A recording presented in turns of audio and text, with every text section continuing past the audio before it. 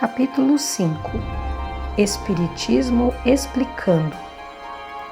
Indagavas quanto ao grande porvir.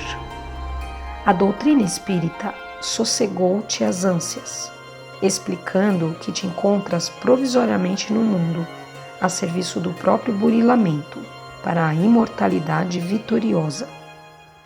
Perguntavas sobre os amargos desajustes entre corpo e alma, quando a enfermidade ou a mutilação aparece. A doutrina espírita acerenou-te a aflitiva contenda íntima, explicando que a individualidade eterna se utiliza temporariamente de um corpo imperfeito como alguém que se vale de instrumento determinado para determinada tarefa de corrigenda a si mesmo. Inquire-as com respeito à finalidade dos problemas domésticos.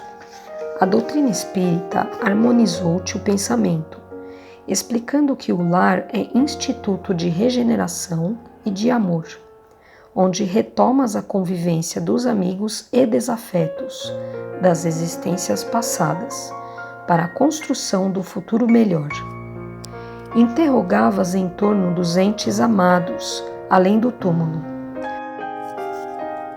A doutrina espírita dissipou-te as dúvidas, explicando que o sepulcro não é o fim, tanto quanto o berço não é o princípio, e que toda criatura, ao desfaixar-se dos laços físicos, prossegue na marcha de aprimoramento e ascensão do ponto evolutivo em que se achava na Terra.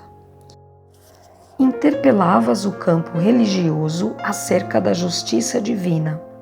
A doutrina espírita suprimiu-te a inquietação, explicando que Deus não concede privilégios e que em qualquer instância do universo a alma recebe, inelutavelmente, da vida o bem ou o mal que dá de si própria. Torturavas a mente qual se devesses respirar em cárcere de mistério, toda vez que cogitavas das questões transcendentes da fé.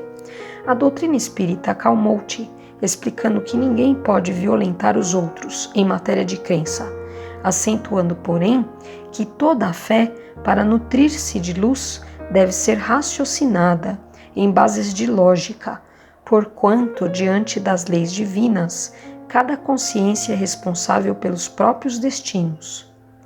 É necessário valorizar a doutrina que generosamente nos valoriza, sustentar-lhe a integridade e a pureza perante Jesus que a chancela, é procurar o nosso aperfeiçoamento e trabalhar por nossa união.